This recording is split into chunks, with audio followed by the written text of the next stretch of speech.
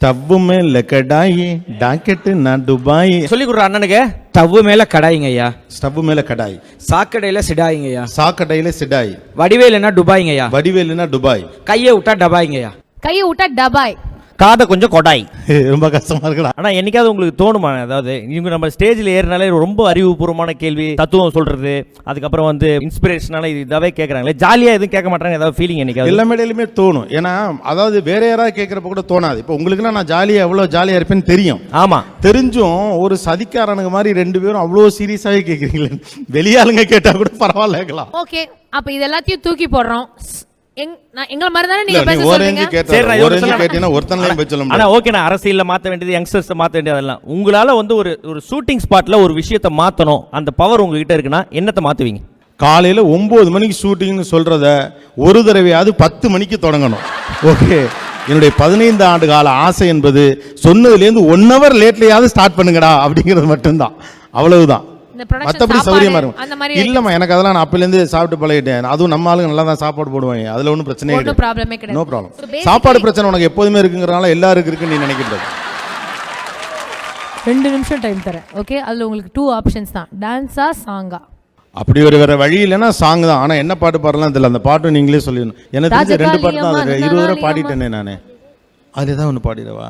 ஆனா என்ன, ஸ்டவ் மேல கடாயி ஒரு பாட்டு இருக்கு, அது பாடுங்கண்ணே. அது ஒரு லைன் தான் தெரியும். ஸ்டவ் மேல கடாயி, சாக்கெட்டில் சடாயி, வடிவேலுனா துபாய். ஸ்டவ் மேல கடாயி டாக்கெட்டு நான் துபாய். என்னது? என் ஷோவில் கூட அந்த பையன் அருமையாக பாடினா. ஒரு பொண்ணு கூட கடைசியில் தேவக்கோட்டை அந்த அபிராமியா ஒரு பொண்ணு ரொம்ப அழகாக பாடிச்சு. அது என்ன லைன் சொல்லுங்க, வேணா பாடிடுறேன். ஸ்டவ் மேல கடாயி. சொல்றா புகழ் சொல்லி கொடுற அண்ணனுக்கு. ஸ்டவ் மேல கடாயிங்க ஐயா. ஸ்டவ் மேல கடாய். சாக்கடையில சிடாயிங்க ஐயா. சாக்கடையில சிடாய். வடிவேலுனா துபாய்ங்க ஐயா. வடிவேலுனா துபாய். கையை விட்டா டபாய்ங்க ஐயா. கையை விட்டா டபாய். காதை கொஞ்சம் கொடாய். ரொம்ப கஷ்டமா இருக்குடா. கொலுசு கடை ஓரத்திலே கொலுசு ஒன்னாங்க, கொலுசு 2ஆங்க, கொலுசு 3ஆக வாங்க சொன்னேன். ஜிங் சக் ஜிங் சக் ஜிங் சக் ஜிங் அடவாரி விட்டாக்க வர வரட்டாக்க வழி தெரிஞ்சாக்க வாரேன் போங்க. தான தான தான